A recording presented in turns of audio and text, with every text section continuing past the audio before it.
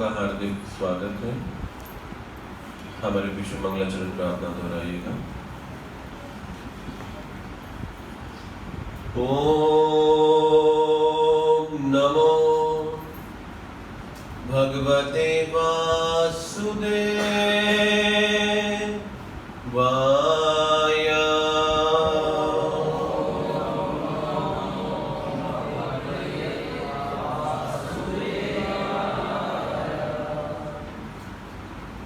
ओम नमो भगवते वासुदेवाय।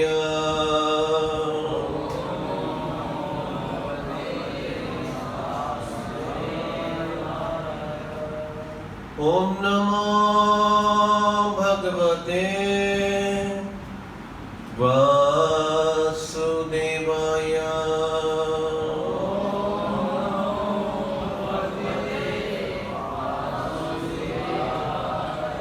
ओम अज्ञानतिमिरान्धस्य ज्ञानाञ्जनशलाकया चक्षुरुन्मीलितं येन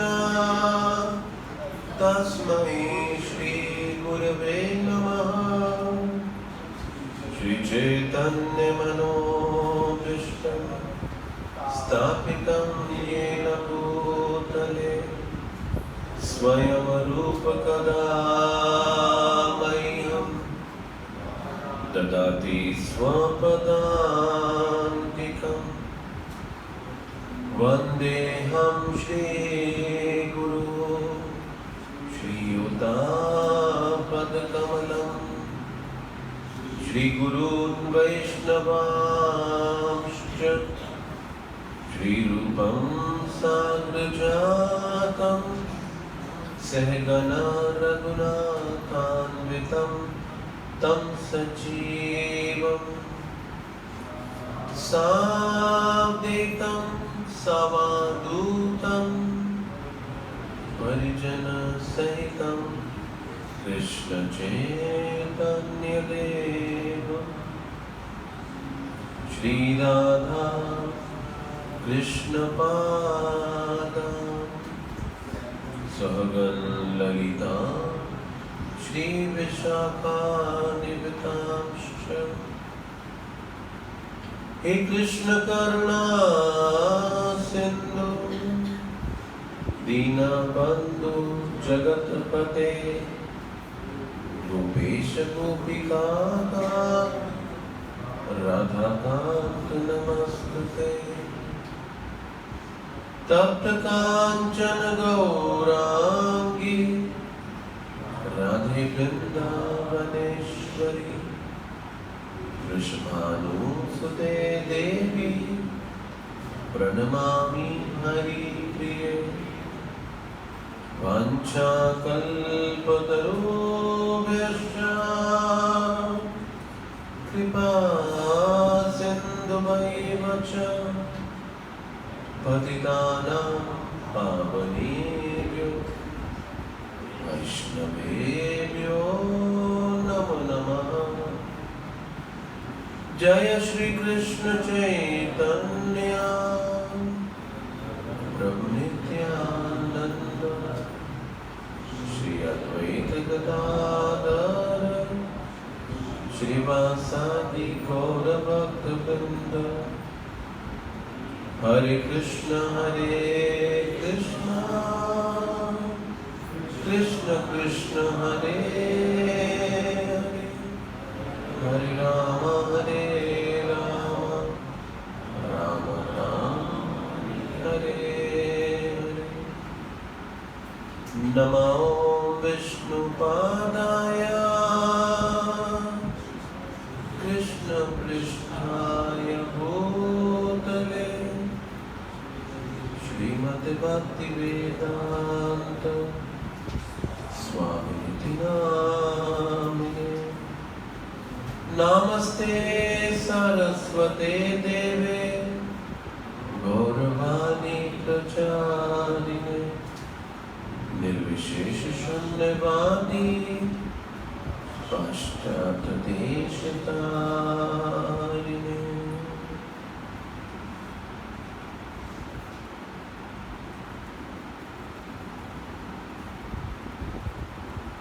हरे कृष्णा। सबका हार्दिक स्वागत है इस श्रीमद् भगवद गीता के भूमिका के अध्ययन में। पिछले सप्ताहों में हमने इस भूमिका के अध्ययन में पढ़ा कि भगवद गीता के 5 मूलभूत विषय हैं। तो पिछले सप्ताह की चर्चा में हमने देखा कि इन 5 मूलभूत विषयों में हमने पाया भगवान के साथ संबंध बनाने के भी 5 तरीके हैं। और ये भौतिक प्रकृति इन 3 गुणों की बनी है और ये प्रकृति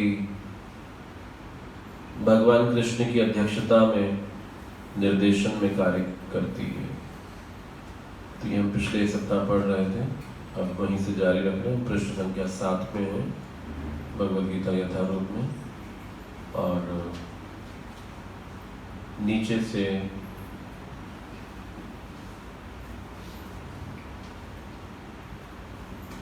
दस पंक्तियों ऊपर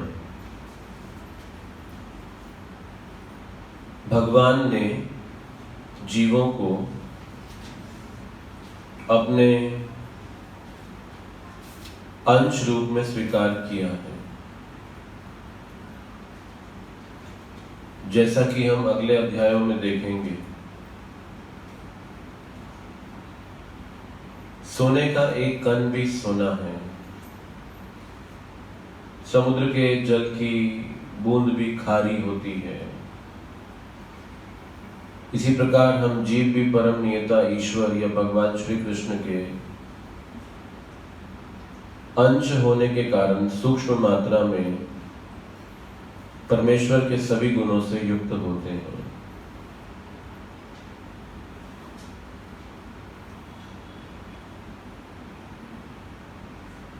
क्योंकि हम सूक्ष्म ईश्वर या अधीनस्थ ईश्वर हैं। तो यहां पर श्रील प्रभुपाद जी समझा रहे हैं कि जीवात्मा गुण रूप में भगवान के एक समान है। और 2 उदाहरण दिए गए इस बात को समझने के लिए कि सोने का एक कण भी सोना होता है, समुद्र के जल की एक बूंद भी समुद्र के समान खारी होती है। तो इन दोनों उदाहरणों से हमें एक सिद्धांत समझाया जा रहा है कि हम जिसके स्रोत हैं, जिसके अंश हैं, और जो हमारा स्रोत है, हमारा स्वभाव हमारे निर्माता के स्वभाव के अनुसार होता है। तो सोने के एक कण का स्वभाव सोने के समान होगा, समुद्र के जल की बूंद का स्वभाव समुद्र के जल के गुण के समान होगा। तो आत्मा भगवान का अंश, तो भगवान का अंश होने के नाते वो आत्मा भगवान के समान ही गुणात्मक दृष्टि में एक समान है। तो भगवान किसके बने हैं? सत्य चित आनंद विग्रह। तो वो सच्चिद आनंद के विग्रह। सत मतलब शाश्वत, चित मतलब ज्ञान, आनंद मतलब आनंद। तो भगवान सच्चिद आनंद के विग्रह हैं और हम उनके अंश हैं।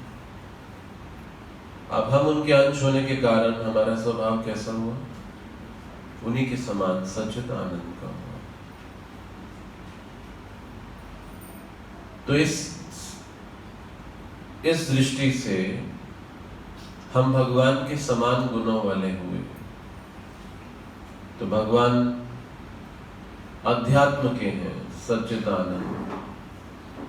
तो आत्मा भी भगवान के समान अध्यात्म ही है, वो भौतिक नहीं है।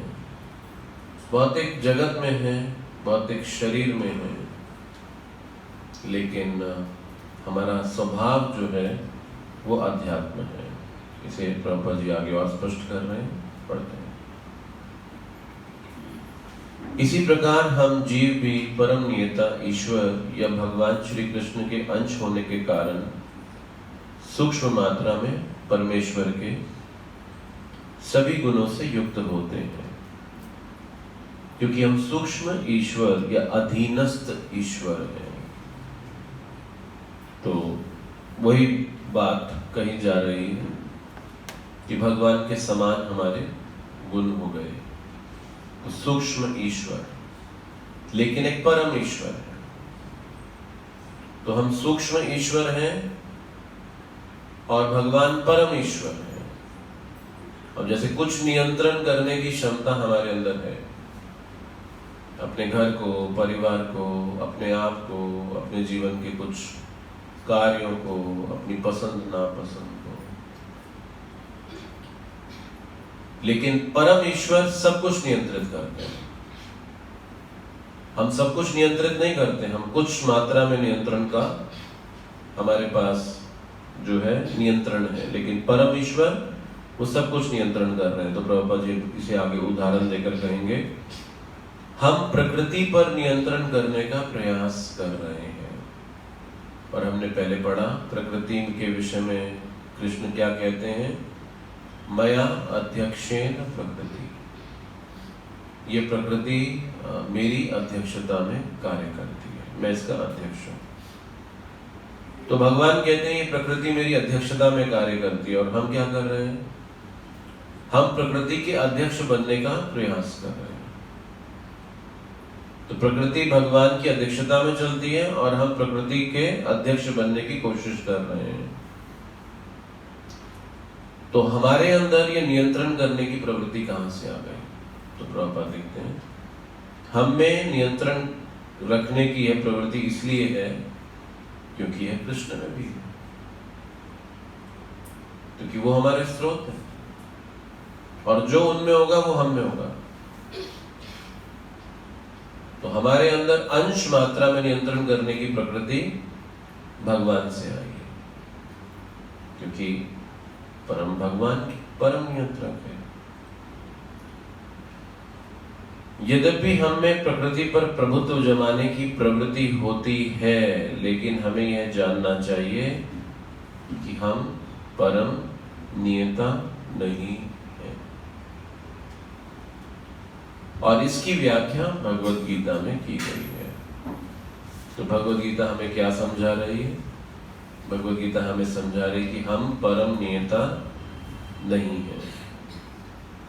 तो हमारे जीवन का संघर्ष का ये मूल कारण है। और क्या कारण है हमारे जीवन के संघर्ष का? कि हम नियंत्रित होते हुए नियंत्रक बनने की कोशिश कर रहे हैं। तो हम अपने जीवन में सब कुछ नियंत्रित नहीं कर पाएंगे। लेकिन जब हम नियंत्रित नहीं कर पाते तो क्या होता है? हम हताश, निराश, कुंठित हो जाते हैं। ओह, सब चीज मेरे अनुसार क्यों नहीं चलती, जो मैं चाहता हूं वो क्यों नहीं होता, और जो मैं नहीं चाहता हूं वही क्यों होता है। तो हम भूल जाते हैं कि हम परम नियंता के अधीनस्थ हैं, और सब कुछ हम अपने अनुसार नियंत्रित नहीं कर पाते। तो हम इस भौतिक प्रकृति में, और हमने ये समझा कि भौतिक प्रकृति के विषय में कृष्ण कहते हैं ये मेरी अध्यक्षता में काम कर रही है। तो भौतिक प्रकृति भगवान के नियंत्रण में है, और हम भगवान के अंश हैं। तो ये भौतिक प्रकृति भी भगवान की शक्ति हो गई और हम भी भगवान की शक्ति हो गए। और दोनों ही दोनों भगवान के नियंत्रण में हो गए। अब जब हम अपने जीवन को नियंत्रित करने की कोशिश करेंगे तो हम कर नहीं पाएंगे, क्योंकि एक परम नियता है, एक परम नियंत्रक है हमसे ऊपर। तो ये जो जीवन है हमारा, ये इस बात को स्वीकार करने के लिए बनाया गया है कि हम इस बात को स्वीकार करें कि भगवान परम नियता व परम नियंत्रक है। तो इसका मतलब सब चीजें हमारे अनुसार चलेंगी नहीं, लेकिन अब इच्छा तो यही है, सब कुछ अनुसार हमारे होना चाहिए। अब इच्छा है सब कुछ हमारे अनुसार होना चाहिए, लेकिन सब कुछ हमारे अनुसार चलता नहीं है, तो अब क्या होगा? कुंठा, है ना। जैसे कहे कि अपेक्षा है ये कि ऐसा हो, लेकिन वास्तविकता है इतनी, तो अपेक्षा यहाँ है, वास्तविकता यहाँ है। अब ये जो अंतर है अपेक्षा और वास्तविकता के बीच में, ये क्या करेगा? ये हमें दुखी करेगा कि हमारी अपेक्षा है कि हमें ये मिलना चाहिए, लेकिन वास्तविकता में मिलता इतना है, पूर्ति यहाँ पर हो रही है, अपेक्षा यहाँ है। अब इस अपेक्षा और पूर्ति के बीच का जो अंतर है, ये हमें क्या करेगा? ये हमें दुख देगा, ये हमें कुंठित करेगा। अब ये अंतर इसलिए बनाया गया है, क्यों नहीं हमारी सब इच्छा पूरी हो जाती, इसलिए बनाया गया है ये समझाने के लिए कि हम परम नियता नहीं है, ताकि हम भगवान की शरण लें। अगर मान लीजिए कि जो हम सोचें वो होने लग जाए, तो फिर हम भगवान की शरण में आएंगे क्यों? हम इसीलिए तो आ रहे हैं भगवान की शरण में, या आने की कोशिश करते हैं या विचार करते हैं, क्योंकि सब चीज हमारे अनुसार नहीं चलती। इसलिए अगर सब कुछ हमारे अनुसार होने लग जाए, तो शायद ही संसार में कोई एक होगा जो भगवान की शरण में फिर भी आएगा। तो अधिकतर श्रेणी जो भगवान का आश्रय लेते हैं, वो उनकी नहीं है जो भगवान से प्रेम कर रहे हैं, वो उनकी है। गीता में हम पढ़ेंगे आगे चलकर, जहां पर भगवान कहेंगे कि 4 तरह के लोग मेरी भक्ति करते हैं, और उनमें से एक श्रेणी में वो कहेंगे कि वो है आर्थ। आर्थ का मतलब होता है जो दुखी हैं। फिर दूसरे हैं अर्थार्थी, यानी कि भगवान से कुछ चाहते हैं बदले में कुछ। अर्थ का मतलब है पैसा भी, कुछ साधन भी। अर्थार्थी, अर्थ की कामना करने वाले। अर्थ का मतलब दुखी, अर्थार्थी मतलब कुछ अर्थ की कामना करने वाले। तो ये जो मात्रा है, ये बड़ी प्रचुर मात्रा में ऐसे लोग होंगे जो ये इच्छाओं से भगवान के आश्रय में आएंगे। तो इसका मतलब इस संसार को ऐसा बनाया जाएगा या बनाया गया है कि ये हमारी सब इच्छा पूरी नहीं करने वाला, और ये हमें अनुभव कराएगा कि जी हम नियंत्रक नहीं है। तो हमें परम नियता, परम नियंत्रक का आश्रय लेने की आवश्यकता है। और ये बात यहाँ पर प्रभुपाद जी इस भूमिका में लिख रहे हैं कि क्या, कि भगवान परम नियता है और हम सब जो है नियंत्रक हैं, नियंत्रित हैं भगवान के द्वारा। तो भौतिक प्रकृति क्या है? गीता में इसकी व्याख्या अपरा प्रकृति के रूप में हुई है। अपरा, जीव को परा प्रकृति कहा गया है। तो यहां पर अब 2 भगवान की शक्तियों का परिचय दिया जा रहा है। एक क्या है? अपरा प्रकृति, और एक है परा प्रकृति। तो परा प्रकृति का मतलब है उत्कृष्ट, श्रेष्ठ।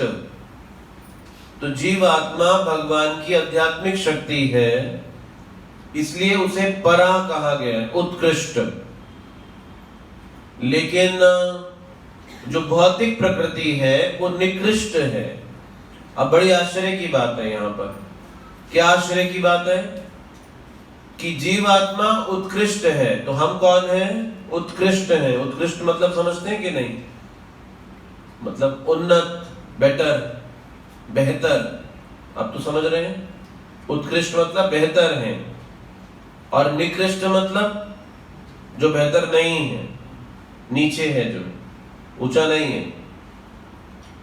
तो ये भौतिक प्रकृति क्या है? निकृष्ट है, और जीवात्मा क्या है? उत्कृष्ट है। लेकिन हम सब इस प्रकृति के प्रभाव में, ये कैसे हो सकता है कि उत्कृष्ट शक्ति निकृष्ट शक्ति के प्रभाव में कैसे आएगी? जबकि यहां पर कहा जा रहा है कि जीव परा है, उत्कृष्ट है, प्रकृति भौतिक प्रकृति अपरा है, निकृष्ट है। तो जो बेहतर है उसको शासन करना चाहिए ना, लेकिन बेहतर वाले को तो वो शासित हो रहा है, वो कंट्रोल में है। यानी कि ये जो भौतिक प्रकृति है वो उसका नियंत्रण कर रही है, क्योंकि हम अंश हैं। अभी हमने क्या समझा? किस उदाहरण से बताया गया था हमें? सोने का क्या है हम? कण। सोने का कण, जल की बूंद। मात्रा है अल्प, और भौतिक प्रकृति प्रचुर है, अल्प मात्रा में। इस कारण से हम भौतिक प्रकृति के प्रभाव में आ जाते हैं।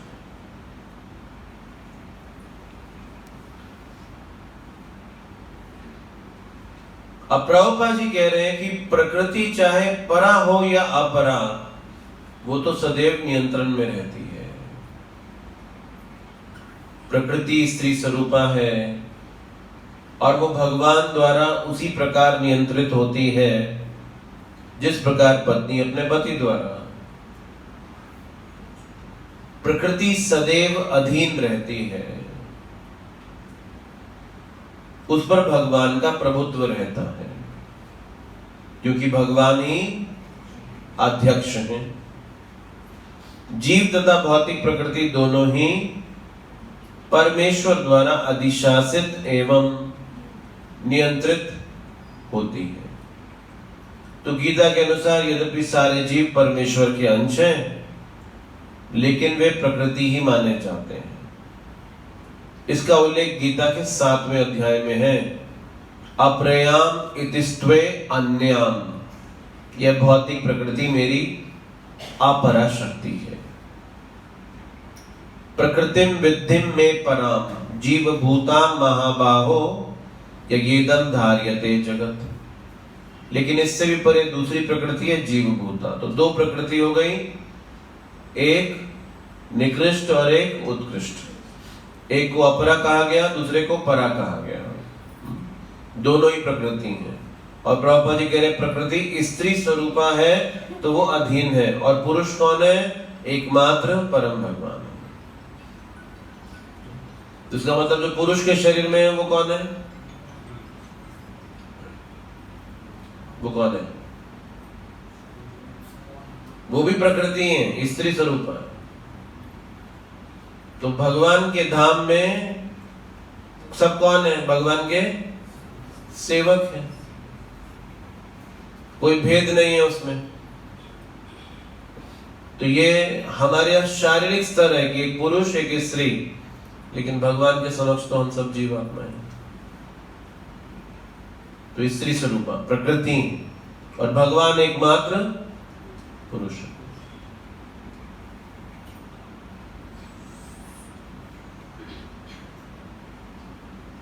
तो प्रकृति 3 गुणों से निर्मित है।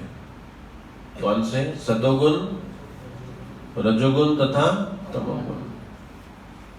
और इन गुणों के ऊपर नित्य काल होता है। तो प्रकृति 3 गुणों से बनी हुई है। तो जब हम भौतिक प्रकृति में आएंगे तो क्या होगा? हम इन 3 गुणों के प्रभाव में। क्योंकि ये 3 गुणों से बनी हुई। अब ये 3 गुण हमको प्रभावित करेंगे। जैसे मानो बारिश का जल, वर्षा का जल अगर आप भूमि में गिरने से पहले इकट्ठा कर लो तो वो साफ है, वो शुद्ध है। लेकिन अगर वो भूमि पे गिर गया तो अभी वो जिस भूमि पे गिरा उसके प्रभाव में आएगा। मिट्टी में गिरा और जिस रंग की मिट्टी में गिरेगा वो रंग की मिट्टी का मिश्रण उसमें होगा। अब मान लीजिए कि वो वर्षा का जल जो शुद्ध था, जब वो भूमि में गिरा, मिट्टी से मिल गया तो वो अशुद्ध हो गया। तो ये क्या है? जीवात्मा शुद्ध, भौतिक प्रकृति में आया, 3 गुणों से मिला, क्या हो गया? अशुद्ध हो गया। तो हमारे हृदय में जो कल्मश आया, गंदगी आई, वो इस भौतिक जगत में आने से आई। जैसे मानिए कि आप सफेद कपड़े पहन के कोयले की खान में घुसेंगे तो क्या होगा? सफेद रहेंगे। उसी तरह से जब हम इस भौतिक जगत में आएंगे तो ये भौतिक जगत का जो स्वभाव है, अब ये क्या करेगा? हमारे ऊपर अपना प्रभाव दिखाएगा। तो आप कितना भी बच के रहना चाहो, इसका प्रभाव हमारे ऊपर आएगा। तो हम इस प्रभाव के अंतर्गत आके भगवान को भूल जाते हैं। तो भगवान को याद करना, उनसे प्रेम करना जीवात्मा के लिए इतना स्वाभाविक है जैसे सांस लेना। आप कभी सोचते हो कि आप सांस ले रहे हो या नहीं ले रहे हो? कभी विचार आता है मन में कि इस समय मैं सांस ले रहा हूं कि नहीं ले रहा हूं? आप बार बार चेक करते हो? आप ये एक अनकॉन्शियस होने वाली एक्टिविटी। आप इसके प्रति सचेत नहीं हो, लेकिन स्वाभाविक अपने आप ये श्वास की प्रक्रिया चल रही है। तो जैसे सांस लेना स्वाभाविक है, वैसे भगवान से प्रेम करना स्वाभाविक है, उतना ही, उससे भी अधिक। लेकिन फिर भी हम भूले हैं भगवान को। तो क्यों भूले हैं? तो ये भौतिक प्रकृति में आने का प्रभाव है। जैसे अब आप इस स्थान में आए, तो जब हम इस स्थान में बैठे हैं तो अब ये स्थान क्या दिखा रहा है आपको? ये स्थान का वातावरण, यहाँ होने वाली चर्चा, यहाँ हर कार्य भगवान को केंद्र में रखकर किया जाता है। तो अब यहाँ आने के बाद कुछ स्मृति आपको भगवान की यहाँ बैठने से आती है। तो ये इस स्थान का प्रभाव है। उसी प्रकार से भौतिक प्रकृति का प्रभाव है 3 गुण। आप इसके प्रभाव में आओगे ही आओगे। तो जो भी भौतिक जगत में है वो इन 3 गुणों के प्रभाव में। इसीलिए हमें कहते हैं हम कौन से जीव हैं? बद्ध जीव हैं, बंधे हुए हैं। एक होते हैं मुक्त जीव जो 3 गुणों से परे हो जाते हैं। निस्त्रय गुणयो भव अर्जुना। गीता में भगवान कहेंगे कि ये प्रकृति 3 गुणों से बनी है अर्जुन, लेकिन तुम 3 गुणों से ऊपर उठो। तो ये 3 गुण हमें बांध रहे हैं, नियंत्रित कर रहे हैं और हमसे अपने अनुसार कार्य करवाते हैं। अब क्योंकि हम कण मात्र हैं, बूंद मात्र हैं, और प्रकृति कैसी है?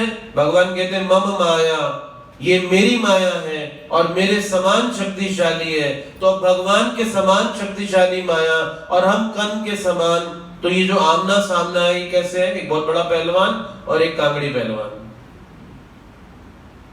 चलेगा नहीं ना मुकाबला। ये इस तरह से। तो इसीलिए इस संसार में आने से इसका प्रभाव मिल रहा है, ये प्रकृति के 3 गुणों का प्रभाव।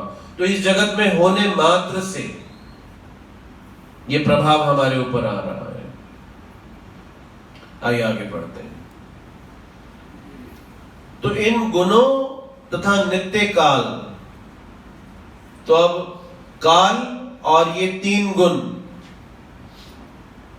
इसके संयोग से कार्यकलाप होते हैं जिन्हें हम कर्म कहते हैं। तो कर्म क्या है? नित्य काल व 3 गुणों के संयोग से होने वाले कार्यकलाप कर्म कहलाते हैं। तो ये कार्यकलाप अनादि काल से चले आ रहे हैं। हम सभी अपने कर्मों के फलस्वरूप सुख या दुख को भोग रहे हैं। तो हम सब भोग रहे हैं। तो कभी सुख का अनुभव करते हैं, कभी दुख का अनुभव करते हैं। ऐसा नहीं कि सिर्फ सुख ही सुख आता है, और ऐसा भी नहीं कि सिर्फ दुख ही दुख आता है। तो कभी सुख का अनुभव करते हैं, कभी दुख का अनुभव करते हैं। तो ये क्या है? हमारे कर्मों के फल। तो जो बोया है वो क्या करते हैं? उसे पाते हैं। नीम का बीज बोते हैं तो क्या मिलता है? आम का फल मिलता है। आम का बीज बोलते हैं तो नीम का फल मिलता है। जो बोया है वही प्राप्त कर रहे हैं, और जो आज बो रहे हैं वो क्या होगा?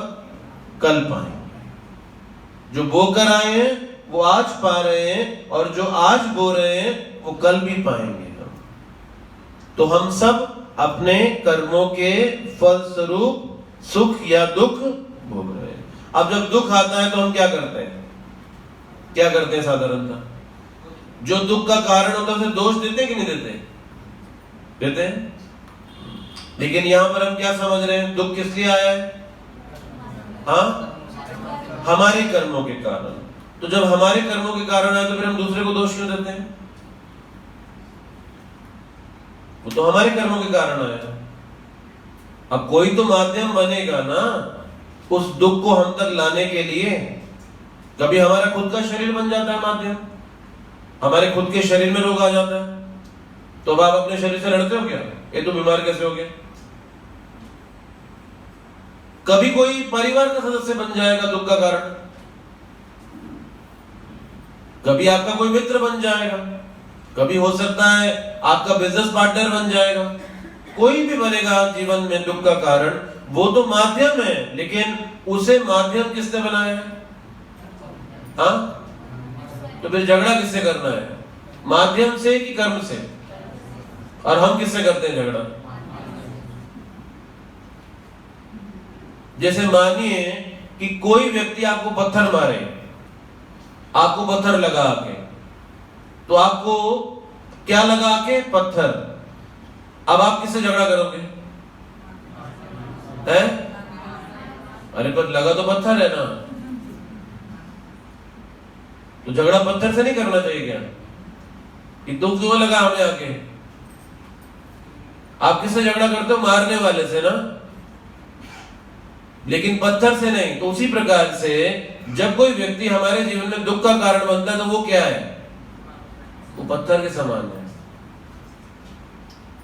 तो हम तो पत्थर से लड़ रहे हैं कि दुख क्यों लगा मुझे आके। हम तो पत्थर से झगड़ा कर रहे हैं, लेकिन झगड़ा तो उससे करना पड़ेगा ना कि जिसने मारा है, यानी कि जो कारण बना दुख को हमारे जीवन में लाने के लिए। और वो कारण कौन है? हमारे कर्म। इसका मतलब झगड़ा किससे करना चाहिए अपने को? अपने खुद से, अपने आप से। किससे नाराज होना चाहिए? किस पे क्रोध करना चाहिए? अपने खुद के ऊपर, कि मैंने ऐसे कर्म क्यों किए थे जो आज दुख के रूप में मेरे जीवन में फलीभूत हो रहे हैं। ये मैंने कर्म। तो ये कर्म कैसे हो रहे हैं?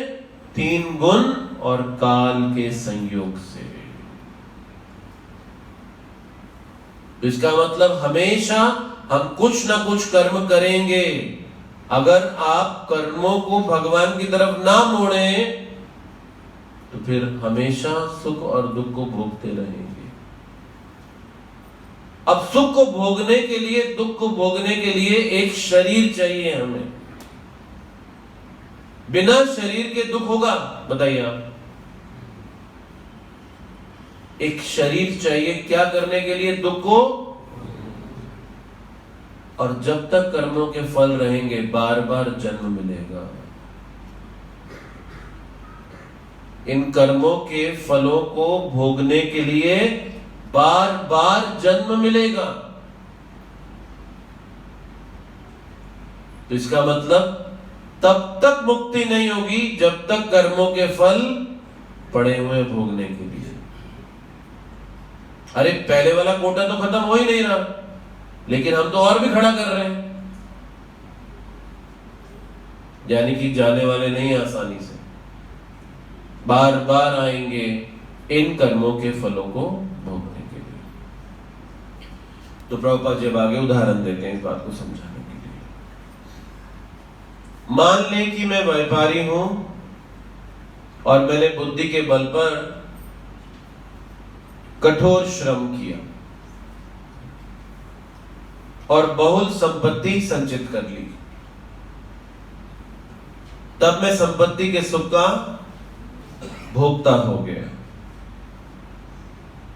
किंतु यदि मान ले कि व्यापार में मेरा सब धन जाता रहा तो मैं दुख का भोक्ता हो जाता।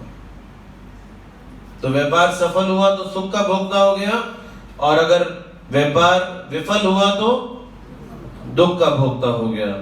इसी प्रकार जीवन के प्रत्येक क्षेत्र में हम अपने कर्म के फल का सुख भोगते हैं या उसका कष्ट उठाते हैं, यही कर्म कहलाता है।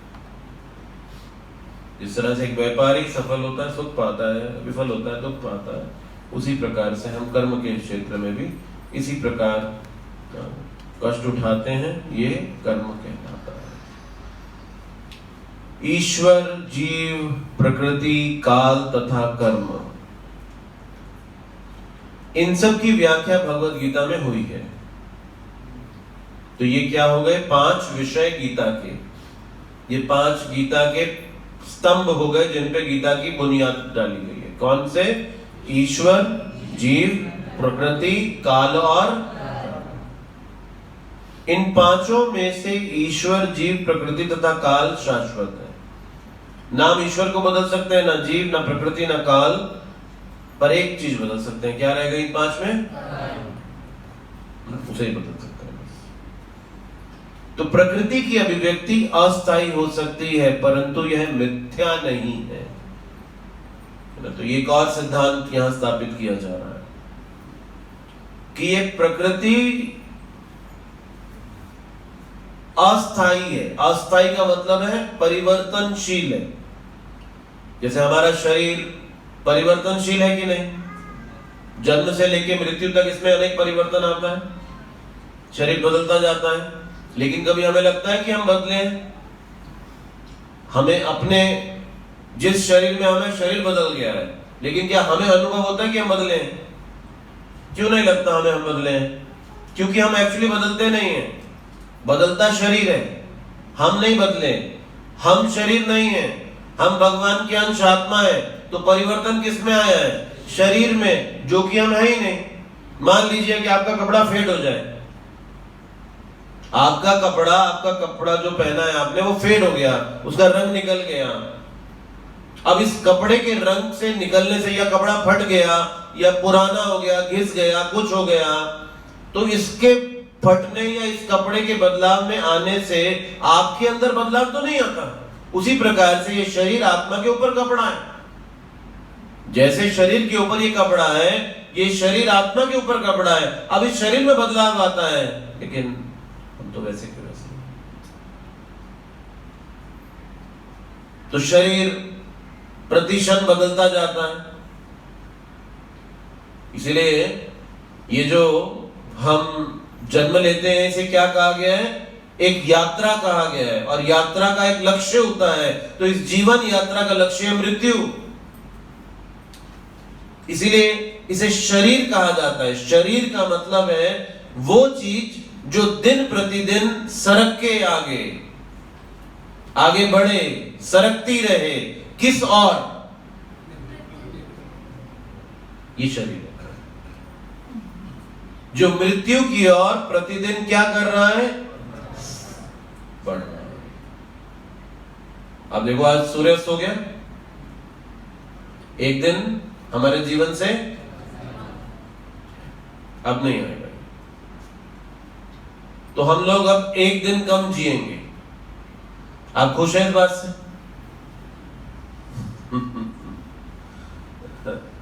इसीलिए आत्म साक्षात्कार का मतलब है हर क्षण ये बात याद रहती है। ये हर क्षण बात याद रहती है, इसे आत्म साक्षात्कार कहते हैं। जब आप भूलते नहीं इस बात को, लेकिन हम भूल जाते हैं। हानि हानि भूतानि गच्छन्ति यमालयम शेष स्थावरम इच्छन्ति किम आश्चर्य परम। युधिष्ठिर महाराज ने यक्ष को क्या कहा कि एक एक करके सब यमराज के पास जा रहे हैं, लेकिन हैरानी की बात है हम सब देख रहे हैं कि एक एक करके सब यमराज जी के पास जा रहे हैं, लेकिन हमें लगता है हम कभी नहीं मरेंगे। शेष स्थावरम इच्छन्ति। ये कितना बड़ा आश्चर्य है दुनिया का कि हम अब कम जिएंगे, लेकिन हमें इस बात की कोई चिंता नहीं होती। जिस दिन चिंता होगी ना, आप अपने जीवन को पलट डालोगे, क्योंकि इस बात का कोई साक्षात्कार नहीं होता। इसलिए हम फिर से वही जीवन शैली, आहार निद्रा भय मैथुन, उसी के जीवन को चलाते रहते हैं। और बिना भगवान की कृपा के ये साक्षात्कार नहीं आ सकता। वास्तव में अगर आप कहें कि कृपा है क्या, अब हो सकता है हमारी परिभाषा में कृपा का मतलब है जो मैं चाहता हूं वो हो जाए तो कृपा होगा, और जो मैं चाहता हूं वो नहीं हुआ तो कृपा नहीं मिली। लेकिन वास्तविक कृपा यही है कि आप प्रति क्षण भगवान को याद रख सकें, और जिस क्षण याद रख पाए वो क्षण कृपा है।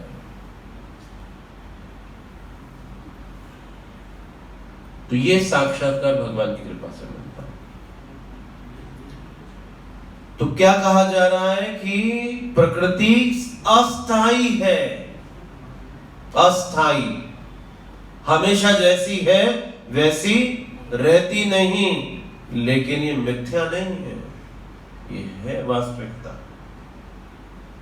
ये वास्तविकता है, लेकिन टेम्परेरी है, अस्थाई।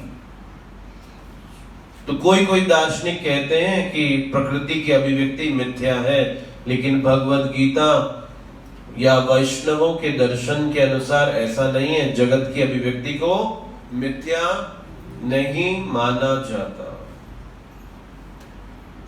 इसे वास्तविक किंतु अस्थाई माना जाता। जैसे उस बादल के सदृश है जो आकाश में घूमता रहता है, या वर्षा ऋतु के आगमन के समान है जो अन्न का पोषण करती है। ज्यों ही वर्षा ऋतु समाप्त होती है और बादल चले जाते हैं, त्यों ही वर्षा द्वारा पोषित सारी फसल सूख जाती है। इसी प्रकार यह भौतिक अभिव्यक्ति भी किसी समय में किसी स्थान पर होती है, किंतु कुछ काल तक रहती ठहरती फिर लुप्त हो जाती है। प्रकृति इस रूप में कार्यशील है, लेकिन यह चक्र निरंतर चलता रहता है। इसलिए प्रकृति शाश्वत है, मिथ्या नहीं है, लेकिन अस्थायी है। भगवान इसे मेरी प्रकृति कहते हैं। यह भौतिक प्रकृति अपरा प्रकृति परमेश्वर की भिन्ना शक्ति है। इसी प्रकार जीव भी परमेश्वर की शक्ति है, किंतु वे विलग नहीं, अपितु भगवान से नित्य संबंध में है। अब नित्य संबंध में तो है, लेकिन भूले हुए इस बात।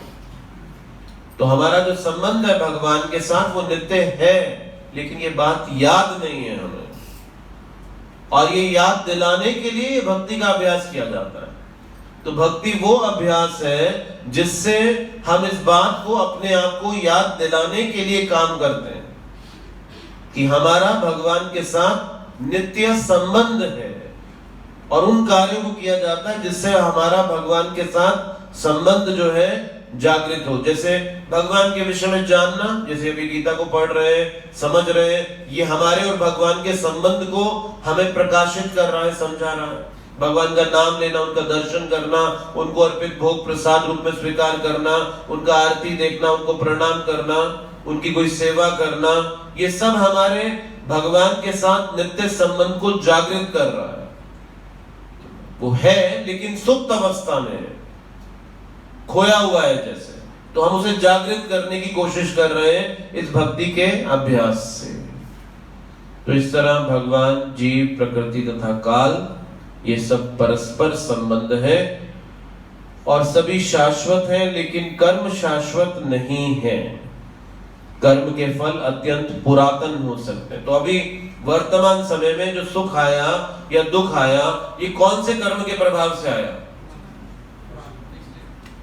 पुरातन, पता नहीं कौन से जन्म का आया, 100 जन्म पहले का भी हो सकता है। ये बहुत जटिल है। गीता में भगवान कहते हैं गहना गति। आप कौन से कर्म के कारण इस समय दुखी हैं, ये कहना बहुत मुश्किल है कि कौन से जन्म का कर्म अब आकर मिल रहा है और इस जन्म का कर्म कब जाकर मिलेगा, ये भी कहना बहुत मुश्किल है। लेकिन गीता के अंत में भगवान कहते हैं अहम त्वम सर्व पापेभ्यो, मैं तुम्हें तुम्हारे सारे पापों से मुक्त कर दूंगा। तो तुम्हें करना क्या है? सर्वधर्मान परित्यज्य माम एकम शरणम व्रज। तुम्हें बस एकमात्र मेरी शरण लेनी है। अब कितनी सरल सी बात है ना, एकमात्र मेरी शरण लो। कुछ मुश्किल है, लेकिन ये शरण लेने की जो प्रक्रिया है, ये हमारे लिए बहुत जन्मों का विषय बन जाता है। अब बाधा क्या है? भगवान ने तो इतना बड़ा आश्वासन दे दिया, बोला माम एकम शरणम व्रज, मेरी शरण लो और मैं तुम्हारे पापों से मुक्त कर दूंगा। लेकिन अब समस्या ये है कि हमारा अहंकार हमें भगवान के सामने झुकने नहीं देता। ये जो हमारा मिथ्या अहंकार है, ये हमें भगवान के सामने झुकने देते। रावण जो था, उसको कितना समझाया गया कि भगवान राम को जाकर तो उनकी शरण ले ले।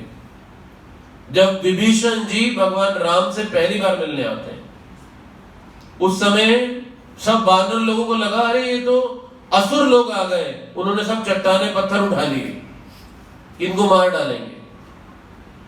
लेकिन भगवान ने कहा एक बार आने दो उन्हें। और जब वो आए विभीषण जी, तो विभीषण जी तो भगवान के भक्त हैं, भगवान से मिले।